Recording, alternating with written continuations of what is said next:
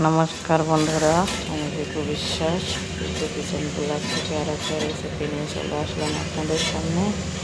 আজ আমি কলই মাছ দিয়ে শাপলার তরকারি রান্না করে দেখাবো। প্রথমে আমি মাছগুলো সুন্দর করে কেটে নিচ্ছি। এখন আমি শাপলাগুলো বেছে নিচ্ছি।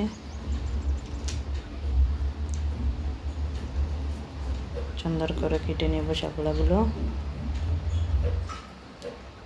দেখো বন্ধুরা, হয়ে গিয়েছে আমার সব রেডি। এখন আমি রান্না করা স্টার্ট করব। আপনারা সবাই আমার সাথে থাকুন।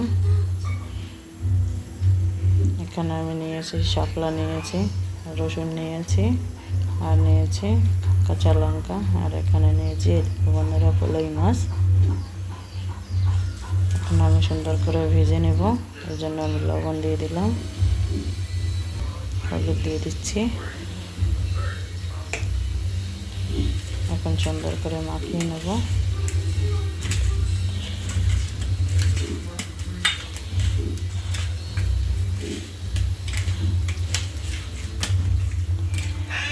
এখন আমি গ্যাস চালু করে দিচ্ছি। তেল দিয়ে দিলাম। এখন আমি কড়াইতে মাছগুলো দিয়ে দিচ্ছি। মাছগুলো সুন্দর করে ভাজি করে নেব।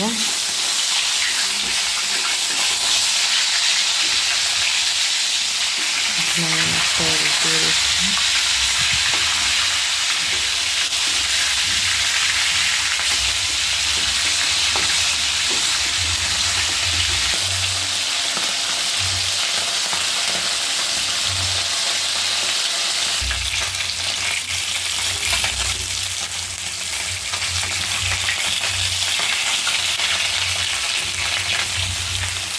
আমার মাছগুলো ভাজি করা হয়ে গিয়েছে। এখন উঠিয়ে নেব।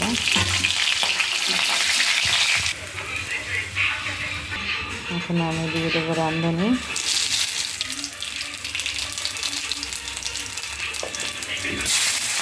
ছোটো করে রসুন,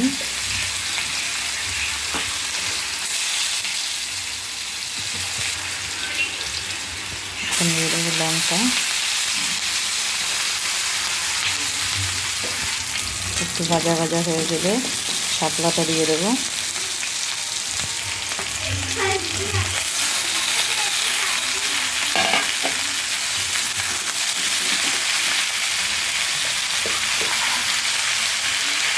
আমি হলুদ দিয়ে দিচ্ছি, লবণ দিয়ে দিচ্ছি। সুন্দর করে ভেজে নেব।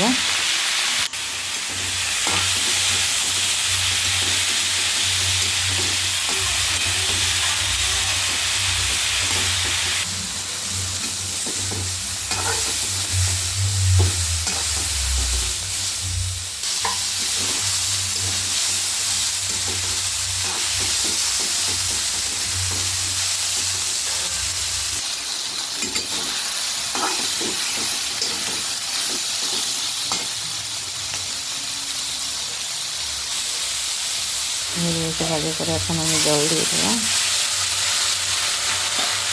পরিমাণ মতো জল দিতে হবে।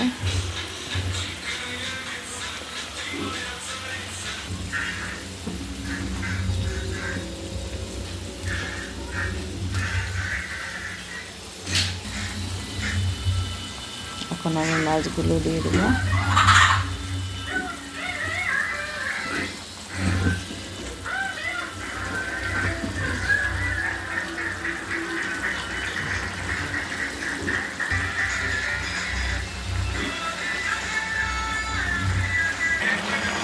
দেখো বন্ধুরা, অনেক সুন্দর কালার এসেছে।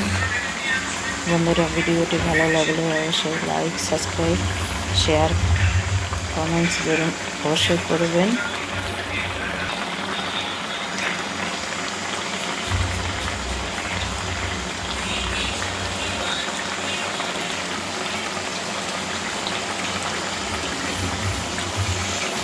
হয়ে গিয়েছে আমার শাপলার তরকারি রান্না করা। দেখো বন্ধুরা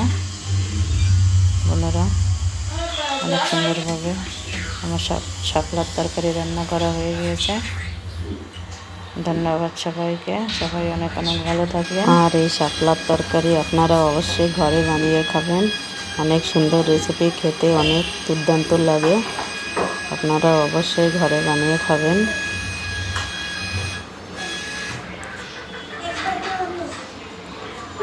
ধন্যবাদ সবাইকে।